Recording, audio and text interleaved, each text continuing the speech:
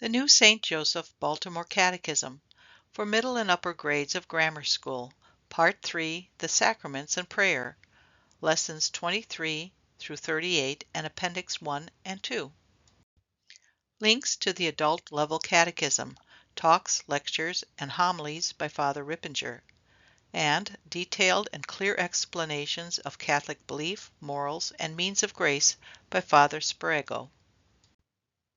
The New St. Joseph Baltimore Catechism, Part 3, The Sacraments and Prayer, Lesson 31, Confession. Confession. Well, what is confession? Confession is the telling of our sins to an authorized priest for the purpose of obtaining forgiveness.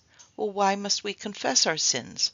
We must confess our sins because Jesus Christ obliges us to do so in these words, spoken to the apostles and to their successors in the priesthood. Whose sins you shall forgive, they are forgiven them, and those sins you shall retain, they are retained. How do these words of Christ oblige us to confess our sins? These words of Christ oblige us to confess our sins because the priest cannot know whether he should forgive or retain our sins unless we tell them to him. Christ never asked men to confess their sins to him, as he could read their hearts. He could see both their sins and their sorrow. However, he rarely gives the power of reading hearts to priests. He wants people to tell their sins, since this humbles that pride which is the root of all sin. If we were to tell our sins to God alone, pride would not be humbled and would remain strong. Is it necessary to confess every sin? It is necessary to confess every mortal sin which has not yet been confessed and forgiven. It is not necessary to confess our venial sins, but it would be better to do so.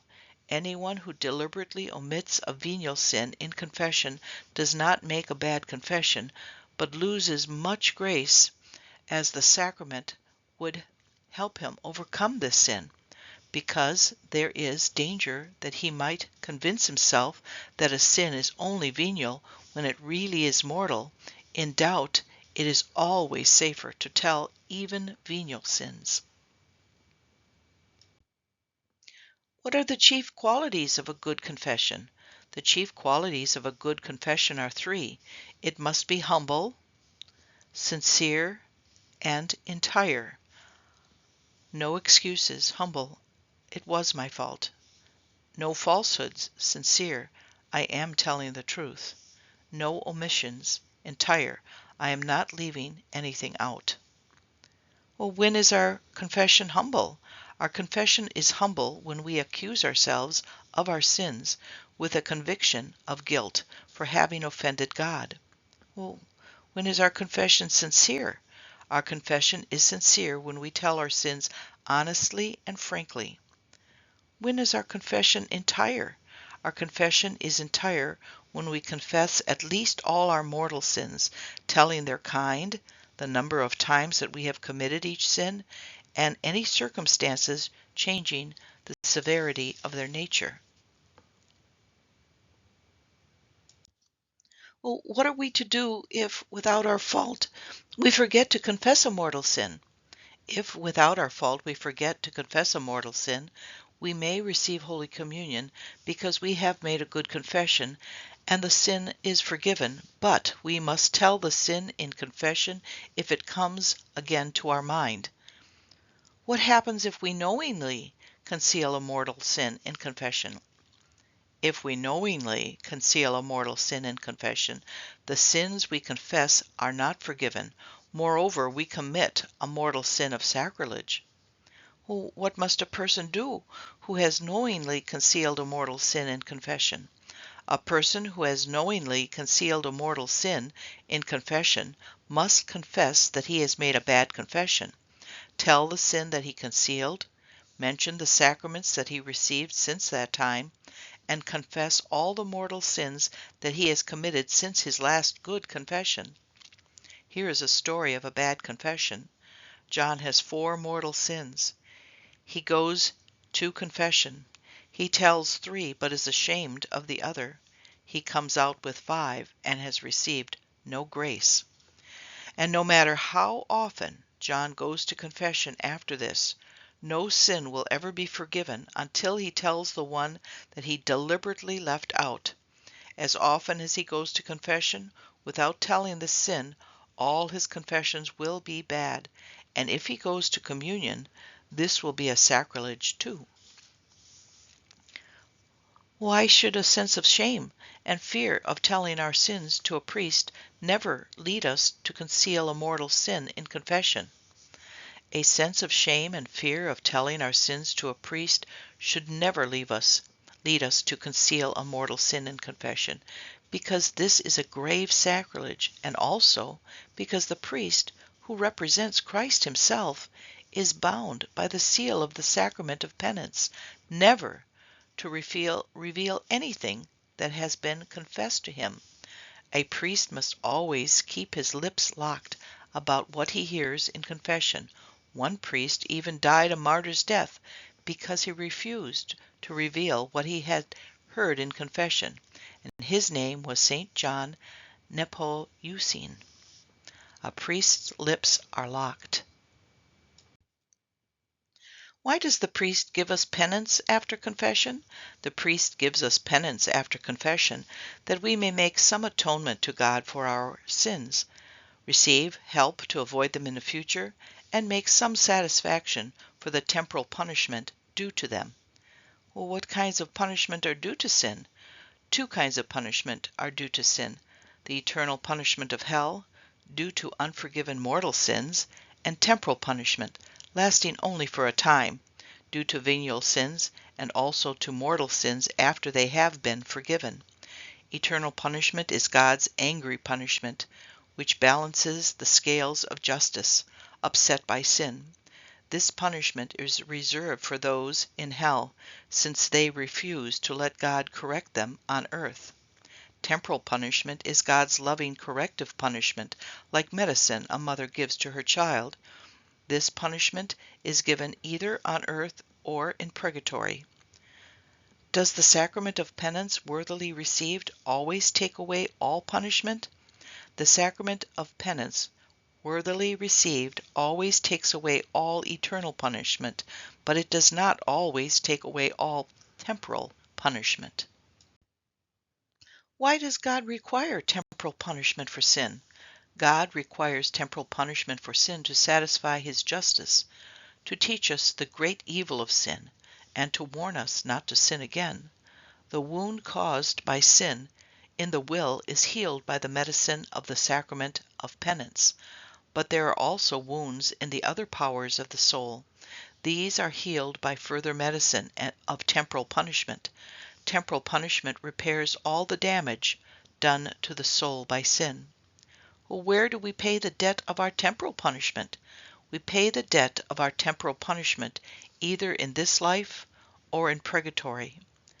What are the chief means of satisfying the debt of our temporal punishment, besides the penance imposed after confession?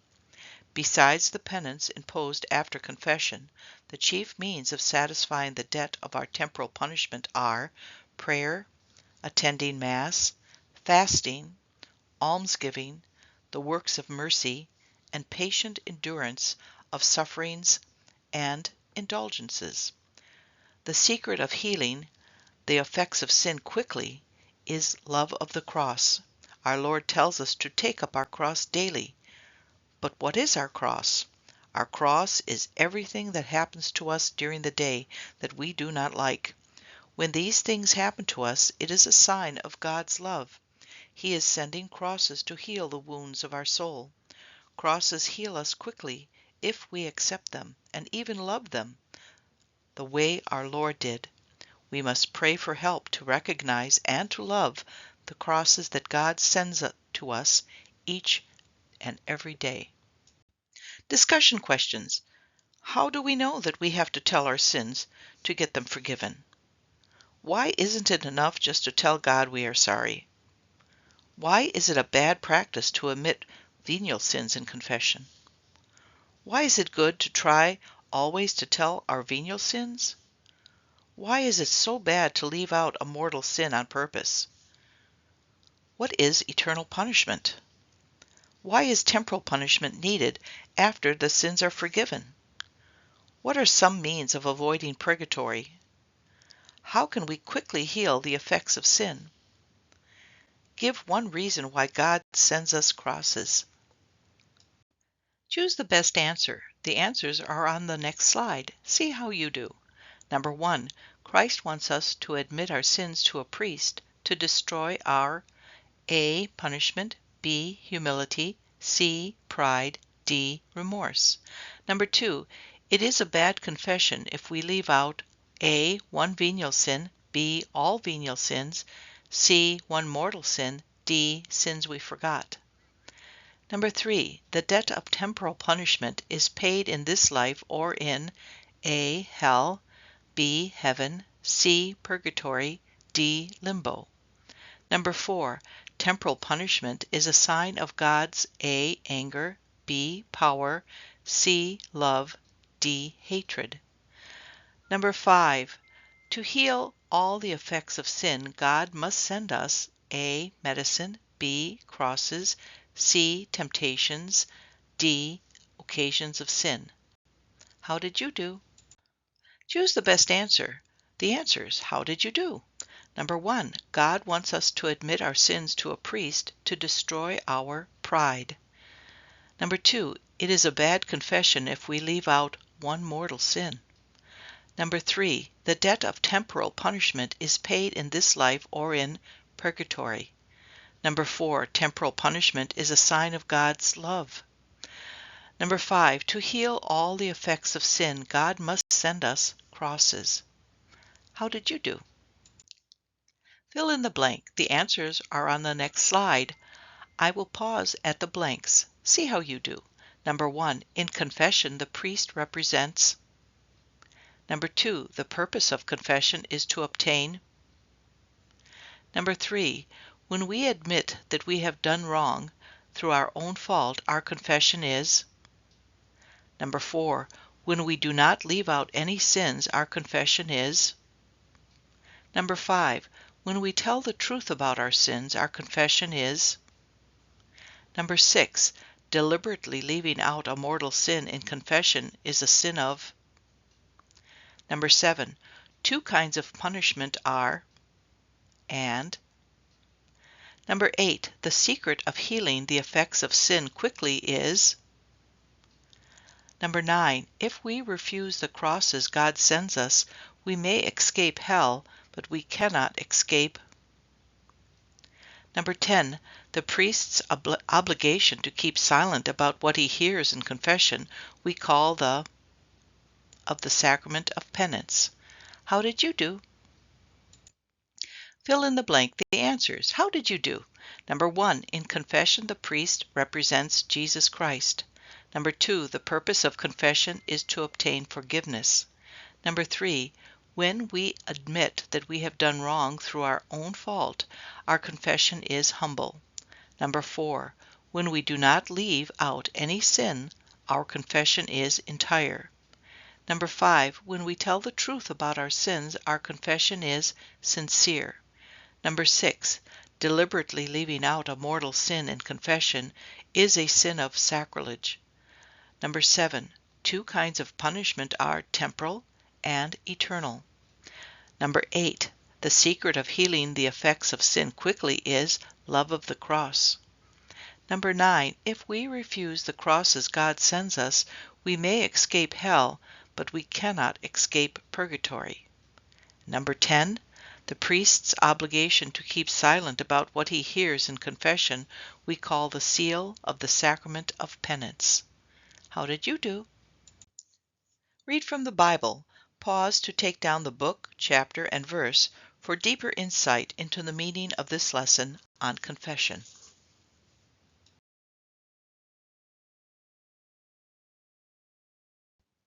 Class project. Since our cross is everything God allows to happen to us each day that we do not like, or each thing He wants us to do that we do not like, let each boy or girl make a list of crosses that ordinarily come up in the life of a schoolboy or girl. Here are some examples: being willing to have someone tease you, being willing to lose a ball game, being willing to pay attention in class when you do not feel like it, being willing to do your homework well, being willing to help with the dishes. Doing these things willingly when you do not feel like it is bearing your cross. Prayer. I confess to Almighty God, to Blessed Mary, ever Virgin, to Blessed Michael the Archangel, to Blessed John the Baptist, to the holy apostles Peter and Paul, and to all the saints, that I have sinned exceedingly in thought, word, and deed, through my fault, through my most grievous fault. Therefore I beseech Blessed Mary, ever Virgin, Blessed Michael the Archangel, Blessed John the Baptist, the holy apostles Peter and Paul, and all the saints, to pray to the Lord our God for me. May Almighty God have mercy on me, forgive me my sins, and bring me to everlasting life. Amen. May Almighty and merciful Lord grant me pardon, absolution, and remission of all my sins. Amen.